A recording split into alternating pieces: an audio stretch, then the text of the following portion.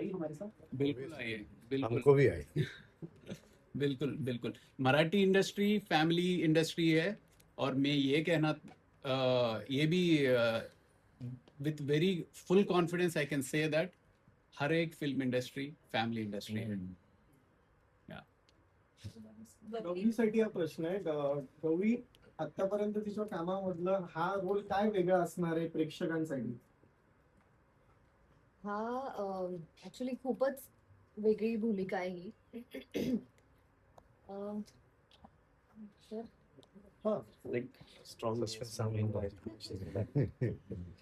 कारण की as a women ही खूप म्हणजे एका स्त्रीचं तिच्यावर अत्याचार झाल्यावर तिला ती कशातून जाते हे कुणी एक्सपिरियन्स नाही करू शकत, पण ते मला पोर्ट्रे करायचं होतं आपण म्हणू शकतो. पण जरा डिफिकल्ट होतं, पण आय होप तुम्हाला ते मी तसं पोचवू शकली. आता तुम्ही ते मूवी बघितल्यावरच सांगू शकाल. देवेंद्र दादा, तुमच्यासाठी प्रश्न आहे. 100 कोटींचा टप्पा पार केल्यानंतर मराठी सिनेमाकडे बघण्याचा दृष्टिकोन बदललाय? नाही, आपला दृष्टिकोन काय बदलणार आहे?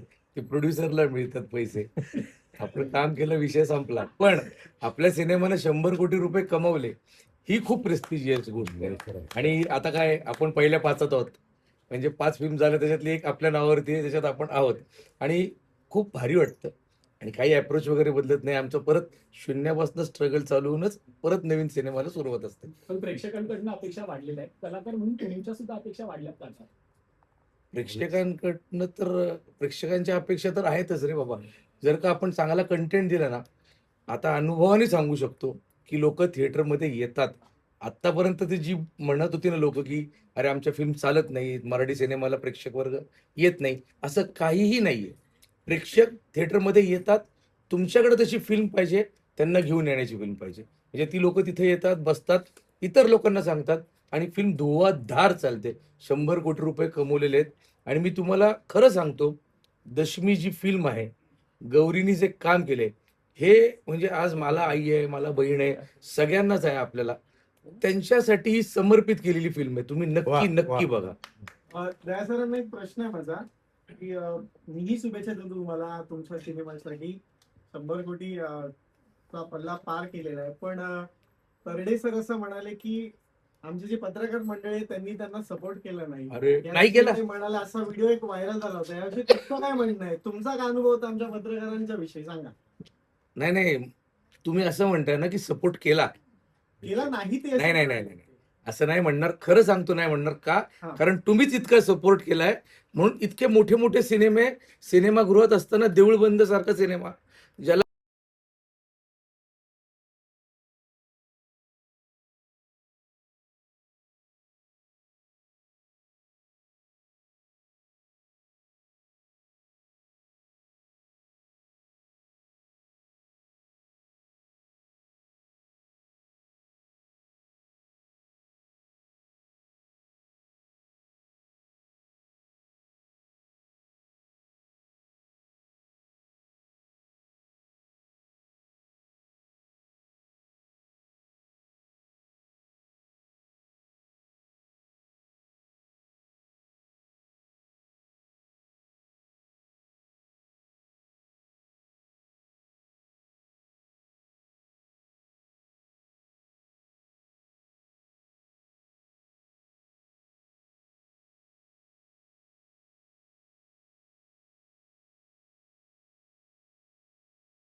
अनुभव मिळाला तुम्हाला, की काय वेगळं आम्हा प्रेक्षकांना पाहायला मिळणार आहे?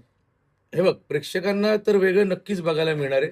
कारण याच्यात जे ट्विस्ट टर्न्स कॉन्फ्लिक्ट्स आहेत ना, ते खूप इंटरेस्टिंग पोर्ट्रे केलेले आहेत. आणि एक फिल्म कमर्शियल पॉईंट ऑफ व्ह्यूनी जी बनवली आहे ना, त्याचं तुम्ही बॅकग्राऊंड बघा, त्याची गाणी बघा, सगळं जी भट्टी जमून आली आहे ना, गौरी आहे, विजय सर आहेत, रवी सर आहेत, सगळ्यांनी जीव ओतून काम केलेलं आहे.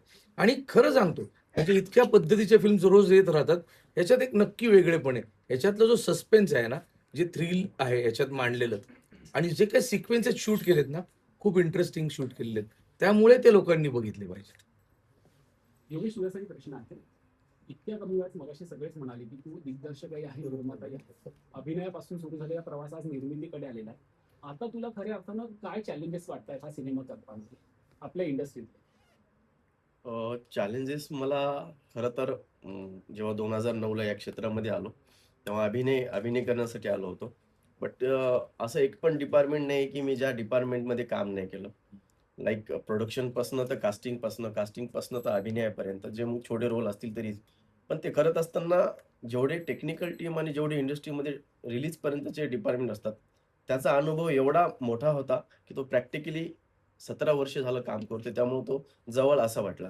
पण एक टास्क अशी वाटली, जसं मगाशी दयादादा बोलला, की फिल्म ही तुम्ही जर चांगला कॉन्सेप्ट दिला, चांगली गोष्ट दिली ऑडियन्सला, तर त्यांनाच फिल्म बघायची आहे.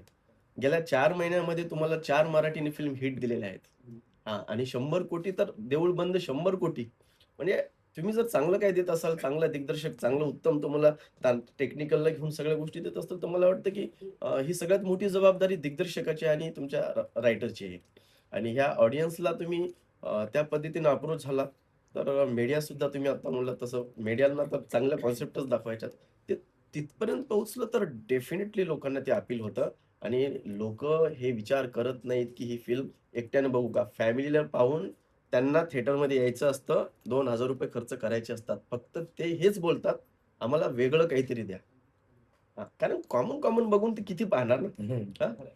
आणि परत मी मध्येच बोलतो, आता ह्याच्या मागे पण कुठली अशी मोठी कंपनी नाही. इंडिव्हिज्युअल, आता याचं वय किती असेल? हा माणूस जर का निर्मिती क्षेत्रात येतोय, तर आपलं पण काम आहे ना, की ह्याच्या बरोबर उभं राहायला पाहिजे. तर आता आम्ही म्हणतोय, की आम्ही फिल्म्स करतो, आम्ही ॲक्टिंग करतो, मी डायरेक्ट पण करतो, सगळं करतो. पण आपण एकमेकांसाठी काय करतो? त्यांनी सांगावं. आम्ही जर का कुठल्या कलाकारांनी त्याला सपोर्ट नसेल केला तर. बोलू शकत नाही. कारण आम्हाला सगळ्यांना मिळून ही फिल्म तुमच्यापर्यंत पोहोचवायची.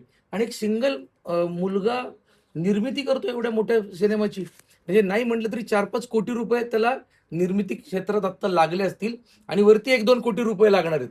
म्हणजे ही फिल्म महाराष्ट्रात पोहोचवण्यासाठी.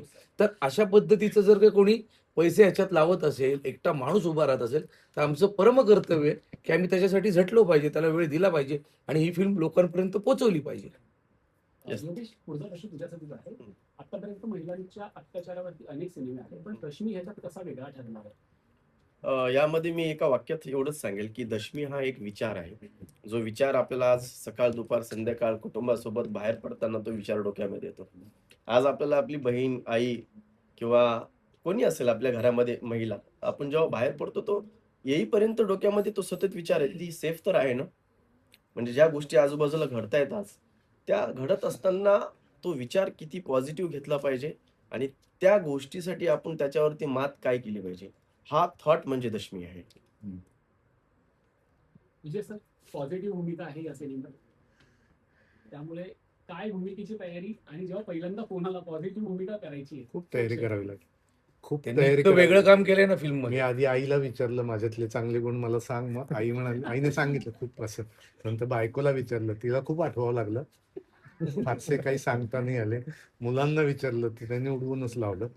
मग सरळ यांना विचारलं, की तुम्ही मला अशी भूमिका देऊन काय साध्य करता? ते म्हणे, मला दिसलेत तुमच्यात चांगले गुण.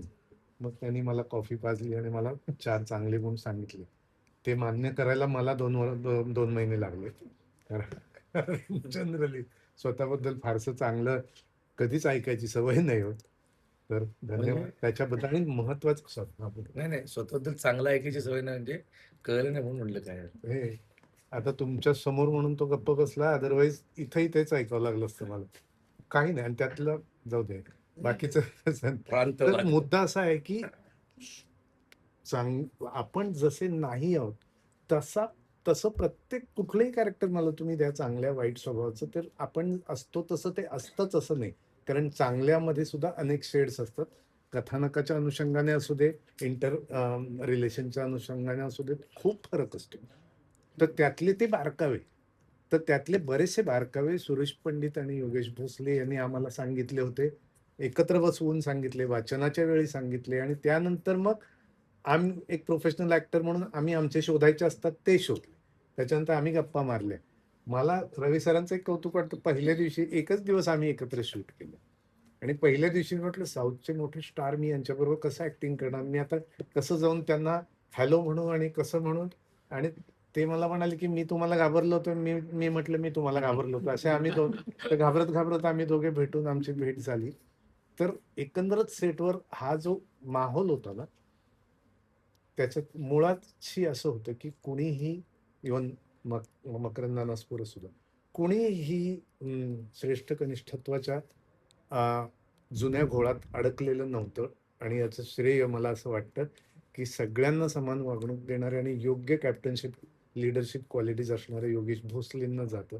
Thank you very much. थँक्यू. रवी सर, तुम्ही आता मराठी इंडस्ट्रीच्या फॅमिलीचा एक भाग झालाय. याआधी मराठी कोणता चित्रपट पाहिला आणि कोणता आवडलाय का? कौन सा मराठी हाँ, इससे पहले कभी देखा है कौन सा मराठी, और देखा है तो कौन सा अच्छा लगा? इसके पहले मराठी फिल्म तो मैंने एक ही वो किया था, जो अहो विक्रमार्का करके, जो मराठी में मेरा फर्स्ट मूवी था, तो वो फिल्म मैंने देखी है, जो बहुत अच्छी है. या उसमें हमारा एक देवगिल साहब हीरो के काम किए थे. तो और मेरा को एक्ट्रेस तेजस्विनी पंडित, उनके साथ काम किया था मैंने. तो वो मेरा फर्स्ट मूवी था मराठी में. बट ये जो है, ये मुझे एक फुल लेंथ रोल करने का चांस मिला है, तो दैट्स इट. रवि सर, आपने साउथ में बहुत सारी फिल्में की है, मगर हाँ, पर मैंने ये मराठी से, सॉरी टू इंटरप्ट, हाँ, मराठी सीखने के लिए मैंने एक सीरियल देखना स्टार्ट किया था, लग्नांतर होईल प्रेम करके. वो सीरियल, एंड इतना कोइंसिडेंस होता है कि मैं वो सीरियल मराठी सीखने के लिए देख रहा हूँ, और हमारे सेट पे प्रसन्ना केटकर जो उस सीरियल के एक्टर हैं, तो वो हमारे सेट पे आए, तो मैं सडनली शॉक हो गया. अरे अभी तो इनको लैपटॉप में देख रहा था, अभी आ गए. एंड दूसरी बार ये हुआ कि मैं लास्ट मंथ एक कार्यक्रम Dada Saheb Phalke institute acting academy के प्रोग्राम में आया, तो वहाँ पे उसका हीरो विजय करके वो भी उधर थे. तो that's a very fantastic experience. पर हाँ, विजय अगर आनंद, मराठी का विजय आनंद. कुछ काम मैं कुछ देख रहा हूँ, तो वो सीरियल बिल्कुल अभी देख रहा हूँ. रवि सर, आपने बहुत सारी फिल्में की है साउथ में. क्या आपने अपने जो को एक्टर्स है वहाँ के, उन्हें कश्मीर के बारे में बताया, या आप इस फिल्म को वहाँ पे डब करके रिलीज करने के बारे में सोच रहे हैं, या इसका रीमेक करना चाहेंगे आप साउथ में? रीमेक नहीं, डायरेक्ट रिलीज करने का ही सोच रहे हैं. और डेफिनेटली मुझे पूरा यकीन है कि जितने भी हमारे स्टार्स हैं साउथ के, वो भी हमें सपोर्ट करेंगे, क्योंकि एक इतना अच्छा सा काम मुझे मराठी में करने के लिए मिला है. तो डेफिनेटली मुझे यकीन है कि हमारे जितने भी स्टार्स हैं वो भी सपोर्ट करेंगे. सगळ्यांचे प्रश्न झाले. थँक्यू.